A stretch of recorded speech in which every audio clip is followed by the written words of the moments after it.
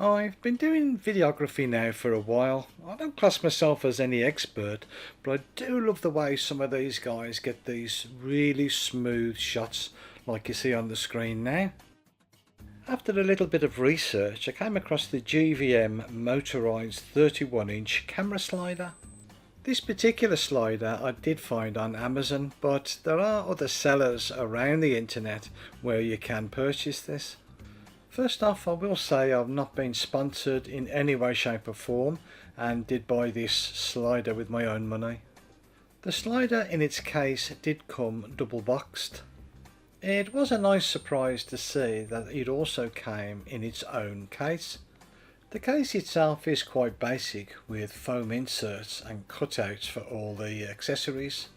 The outside of the case is made from nylon, which also has two good substantial zips. The nylon handle is an integral part of the case and held together by Velcro. The case contained a multitude of connector cables, an adjustable ball joint, Allen wrench, some instructions, battery charger, mains cable, battery, connecting cable for the remote, and finally the motorised slider. I must say at this stage the quality was quite good. I wasn't expecting it to be as good as it was. The battery is a pretty standard one. I use quite a few of these with monitors. It's a 7.2 at 4400 mAh lithium ion battery. This will need to be charged before use. When first put on charge, the LED will turn red. When fully charged, will turn green. The user manual is quite basic but to the point and easy to follow. There is some information on YouTube videos if required. There's nothing in the manual regards the Allen wrench. It was nice to see that they do provide you with a tripod ball head. That'll come in handy later. There are a multitude of different cables for different cameras for time-lapse. Personally, I do not do time-lapse, but there are some good YouTube videos on how to use these cables with this GVM camera slider. The ball joint that is provided with the slider is quite good. On the slider bed itself there's a pin and an adapter. This will allow you to use either 1/4 or 3/8. You can use the slider without the ball joint if required, but it certainly makes life easy by using it.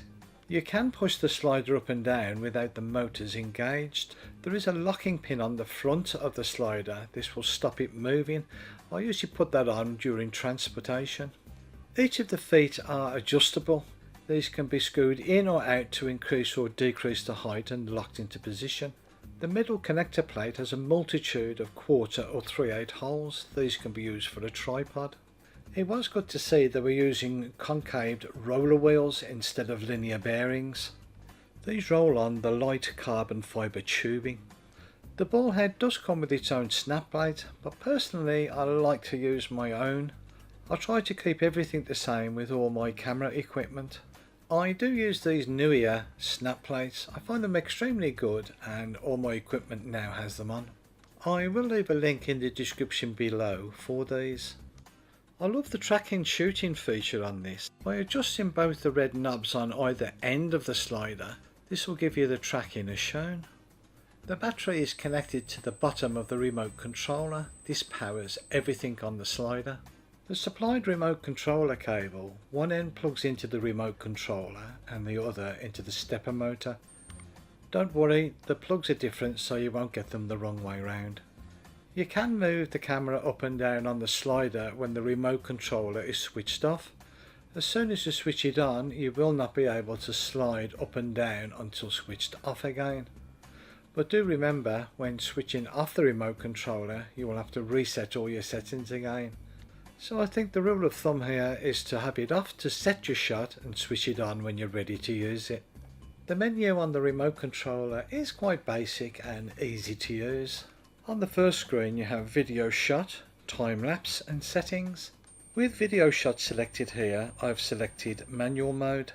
You can increase or decrease the tracking speed by pushing either the up button or the down button on the remote controller. By pressing the left or right hand buttons, this will move the platform left or right at the speed that you have set. Please take note there are no limit switches, so when you reach the end it will make a grinding noise, so try and avoid that if you can. as it will over time wear out the spigot teeth on the belt. I would suggest that you play around with the speeds just to get used to them. As I mentioned earlier, the two red knobs on either end of the slider, you can adjust these as shown. This can be set at various degrees to give you that either panorama or tracking. Utilising either the 1/4 or the 3/8 holes in either the centre or on the ends, tripods can be used. Using one tripod in the centre, there is the possibility when the camera slides from one end to the other there will be movement. For greater stability and flexibility, I found that putting a tripod on either end worked really well. When the camera moved from one end of the slider to the other, there was no movement. The slider can be set on an angle if required. I have seen these sliders being used for vertical shots, but a counterbalance would need to be used if using it that way. I have noticed when switching off the hand remote controller that all your settings will disappear. The only parameter that does not change is the speed setting.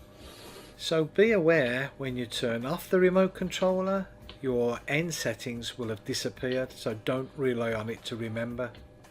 And before you start leaving messages saying is it noisy, it has got motors, so you will hear the motors.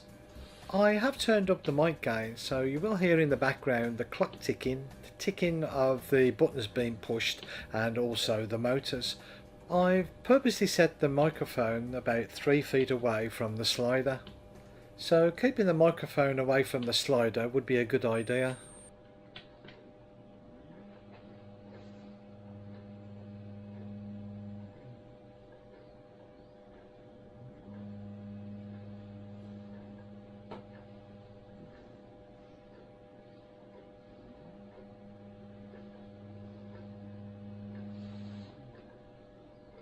So there you have it. There is noise coming from the motor, which is unavoidable, and I think what amplified it more was that the slider was on the bench. I did try afterwards putting each of the feet on some soft rubber. This helped reduce the noise.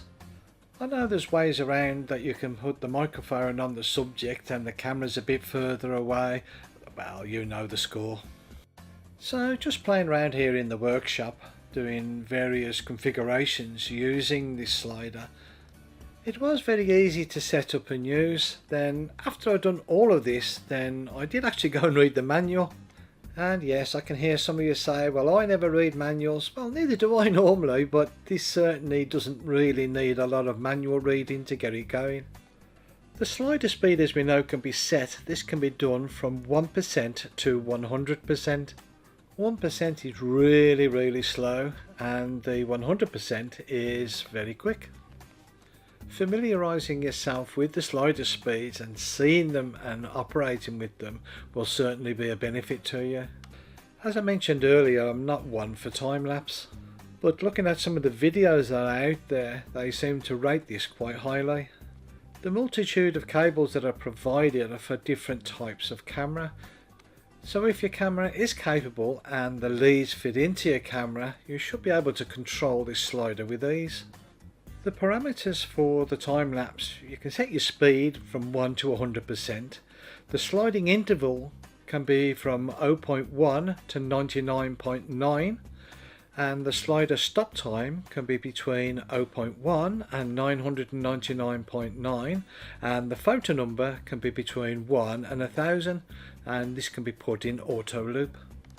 For videography and the type of things that I do, this is the perfect tool for me. There are much more expensive ones on the market, but this certainly ticks all the boxes. I hope you found this information of use to you. Thank you for watching.